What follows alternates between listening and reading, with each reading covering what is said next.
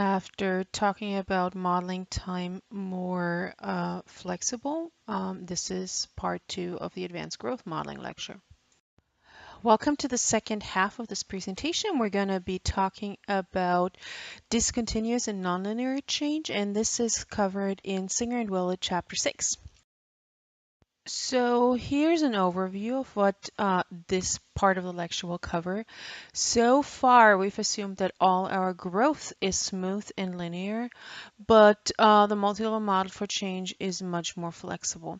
I actually want to add that that's not completely true because we've added that time-varying predictor that already created some discontinuity, but not directly, just over time, but through a time-varying predictor. So we're going to look at this over time now, where we might model with intention some discontinuities. So we're going to look at that first. Then we're going to talk about nonlinear changes, polynomials, and some truly nonlinear trajectories.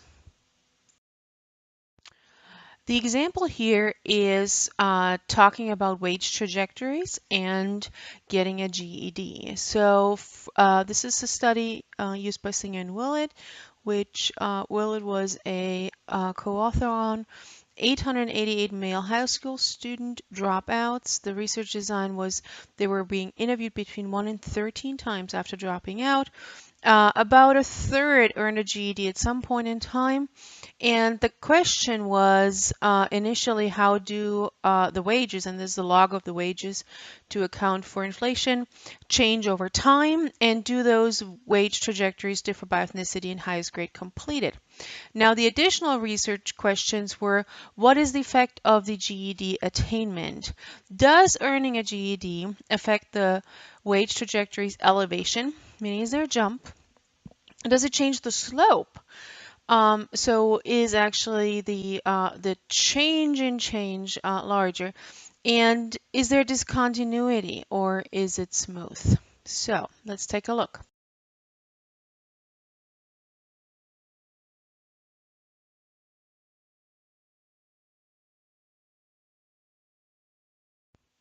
So this slide here talks about 4 different possibilities, and I would strongly recommend that this be based on theory, but some of it we can actually figure out by modeling. And so there are 2 ways. Again, if it's more exploratory, you might want to be looking at these different effects and see if they're significant, or you might be very intentionally modeling what you're expecting to see. So the models are from the bottom to the top. Model A, no effect of GED whatsoever on the wage trajectory. Again, this is a log, but that's only for purposes of inflation. Then Model B says there's an immediate shift after you get your GED, so you get a bonus, you get an add-on, you get an adjustment, but then nothing changes over time as if you hadn't gotten the GED. So you'll always make more, but your change is not different. Then trajectory D shows an immediate shift at this time point, but it is not like that you get more money in terms of a chunk of money, but that the change now changes. So you get a higher increase over time. So every year there is more happening. Now the last one is actually showing both, and you might have to draw in a line extending the initial trajectory to see that now there's a shift and then there is a change in the increase as well. So now the last model is the most complex. So when I was saying earlier, you might want to explore, you might want to build a model that hypothesizes that and actually tells us then, is there a significant jump right away? And is there a significant increase in the slope over time?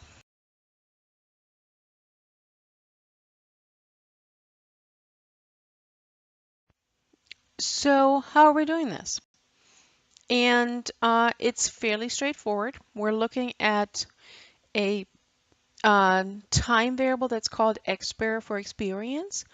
And then what you do is you model the GED as a time-varying predictor. So if you think about how the data are coded, you get zeros all the way to the point that a person gets the GED, and from then on, the person has the GED. And that produces that kind of jump. And then you get two different prediction trajectories. One is pre-GED, where it's only the experience that counts, and then post-GED, where both the experience and the GED count in this model. Now, this model hypothesizes a common rate of change pre and post-GED, so going back, that would be model B. Okay, this is listed up here as well.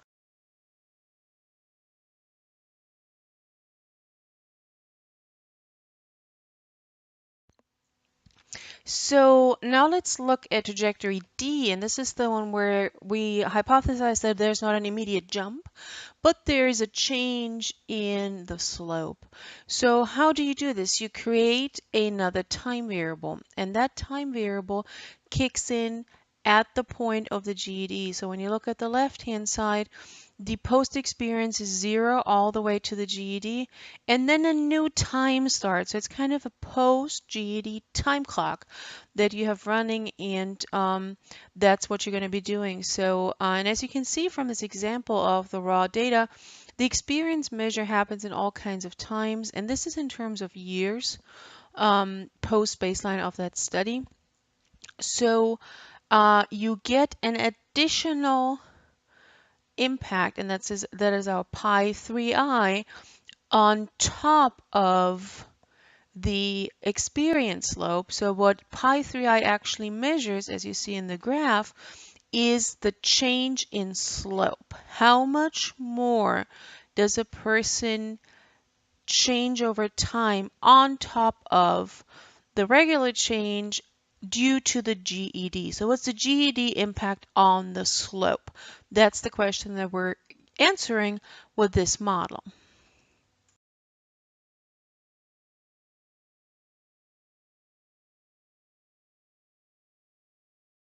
Now we're looking at trajectory F, which is a combination of trajectories B and D. So we have an immediate jump plus an increase in the slope. So all we're doing is we're putting these two things together.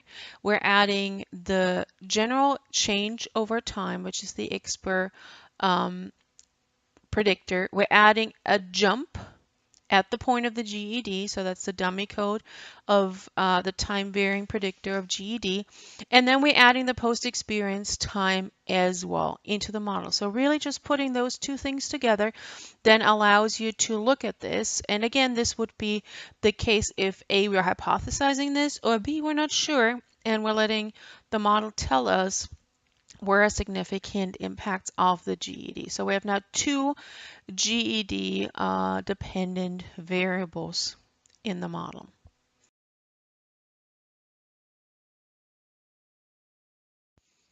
So there are several assumptions that we put into this model. We assumed a linear change pre-GED. We assumed a linear change post-GED. We also expected this jump to happen right away. There are many other ways you could model this, and that depends on your hypothesis. We could hypothesize that there is a lag in the GED impact. What if it doesn't hit the same year? Maybe it takes another year. You know, there's delay in things like that. On the other hand, there could be linear changes before or after that transition point. Thing I will note here, there could be an instantaneous effect, but it might not be enduring. It might only happen for a certain time. So you want to have theory, you want to have some good thinking to what you're going to be modeling. The linear relationship is the easiest. It's the one that is easiest to be found in there. And it's easiest on the model and the estimation. So keep all these things in mind because they're all interplay. And then it depends on your data. How much data points do you have? How many? And what's the variance in there? So all these things interplay as always. But the more complex the models get, the more you want to be very intentional and thoughtful in building your model sequence, which then also sets you up for success in explaining your findings.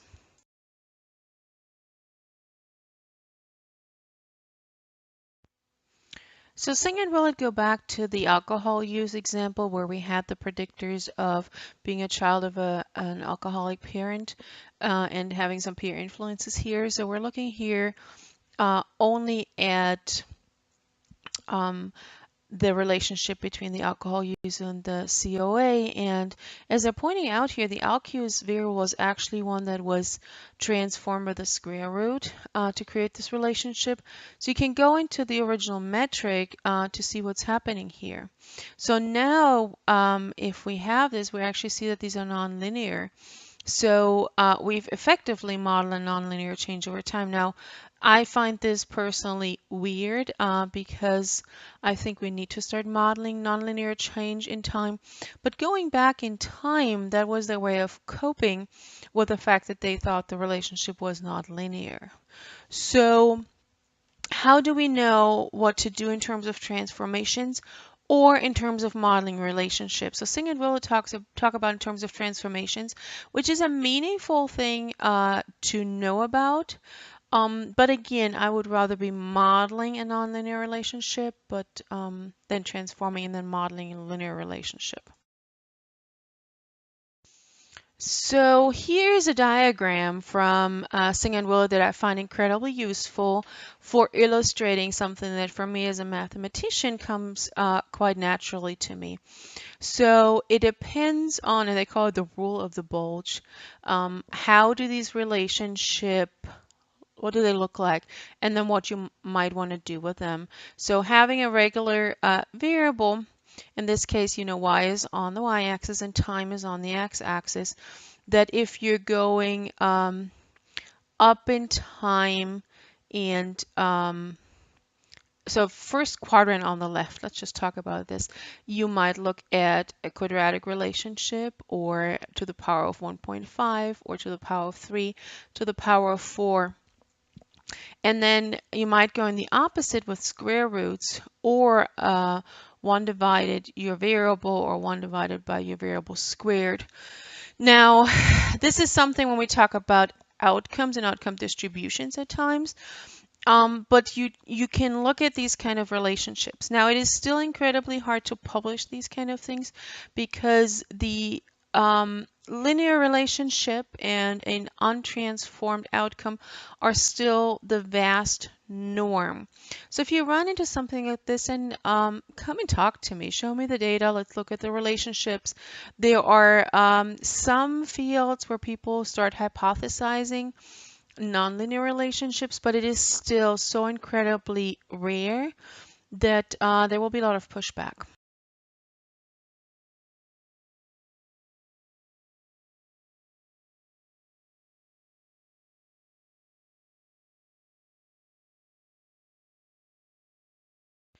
So I really want to talk about this slide because this is what I mentioned earlier. So they have an IQ study. Now, I'm not a fan of those in general, but this is the Berkeley Growth Study over time, and I would be curious to see what this time measure is, probably months of the lifetime of the children. And what you see that there is a non-relationship with time and IQ, and this would be an individual trajectory or a mean trajectory or something like that. You will start to see this kind of function here that's clearly nonlinear, and you don't want to force it linear because at the edges it makes absolutely no sense.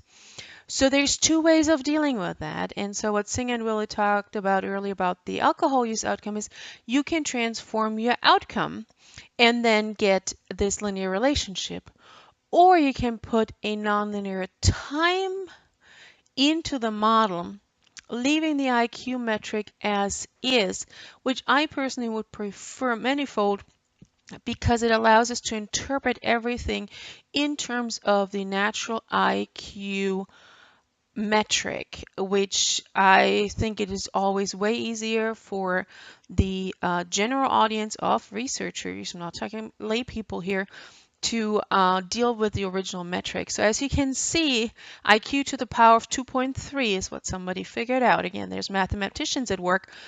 or taking time to the power of 1 over 2.3, which is the 2.3 2.3 thirds root. No, it doesn't work that way.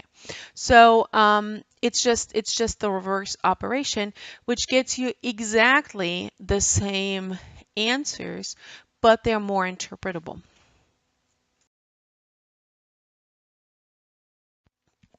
So I really like this slide because it helps us talk about something that you were exposed to in high school. We're going to talk about polynomials, and we're going to talk about polynomials of different order. And this goes in line with how we would be modeling this. So far, we've only modeled the first two cases. The first one is our unconditional means model, where we have a polynomial of zero order because time to the power of 0 is what's in the model, which equals to 1. So it just goes away. There's nothing there. And so what you get is just the mean over time amongst all the participants. Then the unconditional growth model has time in as a first order term. And so now we get an intercept and we get a slope. Now let's say we want to model a quadratic change. You can't just put in a time squared term, and this goes back to your 10th grade math. And some of you might be remembering that you only get a certain type of shape if you only model x squared, rather than having this general term of ax squared plus bx plus c. And so you need a linear term and a quadratic term to allow to really fit a quadratic model mathematically meaningfully. There's no situation that I can think of that you would make the argument that you're hypothesizing not having a linear component of your quadratic function. It's a mathematical artifact, so don't do that. So polynomial quadratic changes look like these little humps, right? Now let's say we're thinking about these, that there's going to be two humps, one maximum, one minimum, or they can be conflated into the stationary point where you're really just going up, you're hitting a plateau, and then you go back up further. So now you need a cubic term, and as with the quadratic term, you need the lower order term. So if I want to model a cubic function, I will need a cubic term, a quadratic term, and a linear term. Depending on your software package, you just put these in as products. You might have to calculate them. Sometimes it's cleaner to calculate them. They also give you an idea of how this changes and how your time metric might be problematic. So let's say we're having days passed, then time, let's say day 3, time is 3, time squared is 9, times cubed is 27. Day 10, we're talking about 10, 100, and 1,000. So you might want to change the metric to have things a little bit more manageable. Anyhow, so these are the options, and we will talk more about this in class, and hopefully when you encounter something like this, it might pop back up and you might look these things up and go like, I think I have an idea of where I might be able to go with this. So this was a very long lecture, and the recording was quite lengthy as well for me, but I just wanted to end on a lighter note with a cartoon that I found, that where I feel like we need to change the gender attribution here, because it would be probably my husband saying you're going on everybody's nerves with your statistics. So I will leave it at that, and thanks for tuning in.